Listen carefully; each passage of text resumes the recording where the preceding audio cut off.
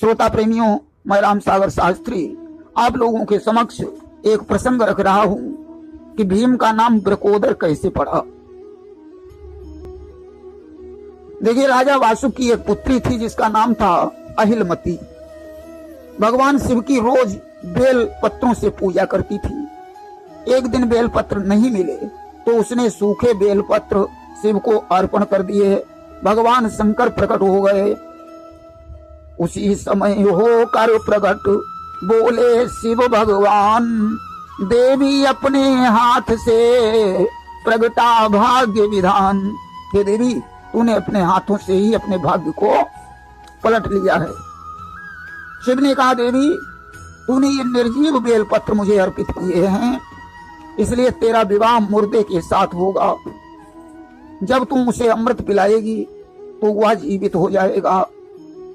आज वही संयोग आ गया। दुर्योधन भीम से बहुत परेशान रहता था। उसने पांडवों से मित्रता करके भीम को भोजन में जहर दे दिया। आतताइयों ने किया निश्चय एक उपाय, पंडों से मिलकर दिया भीम को जहर खिलाए। जब भीम को मूर्छा आने लगी, श्वास रुक गई, शरीर शिथिल हो गया, तो कौरवों ने उठाकर उसे गंगा जी में डाल दिया।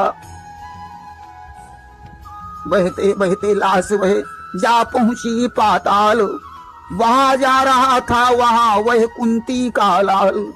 वो लाश पाताल में पहुंची।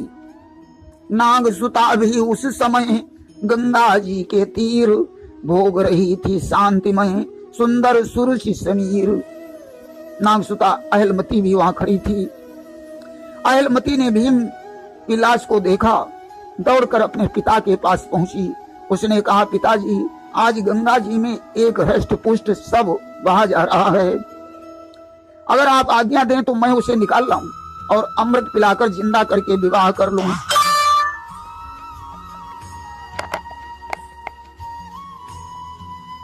सज्जनों, जब ऐसा कहा तो वासुक ने आज्ञा दे दी। आज्ञा पाकर भीम को नाग सुता हर्षाए, ले आई निज महल में अमृत दिया पिलाए। भीम को अमृत पिलाया, भीम जीवित हो गया। नाग सुता ने उसके साथ विवाह कर लिया।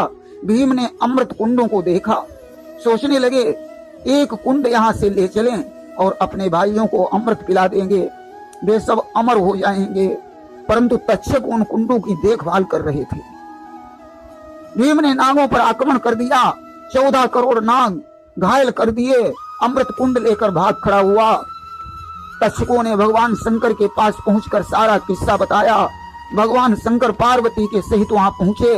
भीम और शिव का युद्ध होने लगा और सूलों से छेद छेद भटका छलनी शरीर कर डाला है।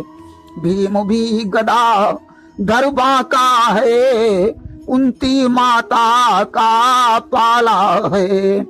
भगवान शिव ने त्रिशूल से उसके शरीर को छलनी कर दिया। आखिर भगवान शंकर ने त्रिशूल से भीम का पेट फाड़ दिया, अमृत निकाल लिया।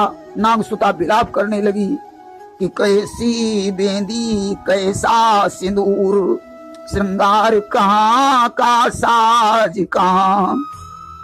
पतिदेव के जब प्राणों पर हो तो फिर अबला को लाज कहाँ। आज नागसुता माता पार्वती से विनती करने लगी कि बिना पति के मैं कैसे जीवित रह सकती हूँ।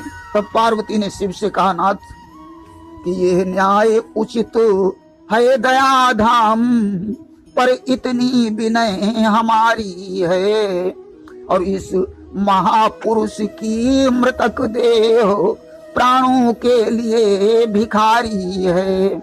ऐसा करो नाथ, आपने उसका पेट फाड़कर अमृत निकाल लिया, ये तो ठीक किया, लेकिन इसके पीछे इसकी पत्नी विधवा हो गई, इसलिए इसे जीवित कर दो।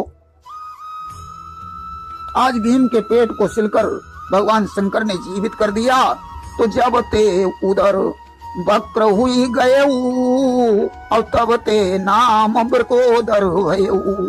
भीम का जब से उदर वक्र हो गया तब से इनका नाम ब्रकोदर पड़ा।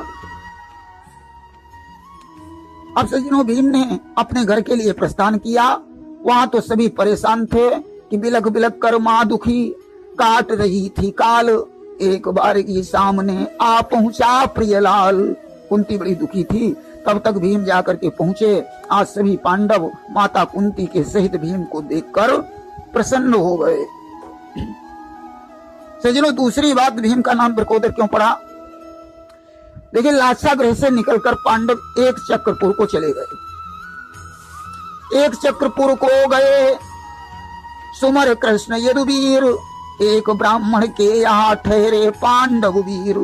वहां एक चक्रपुर में एक ब्राह्मण के यहाँ रुक गए।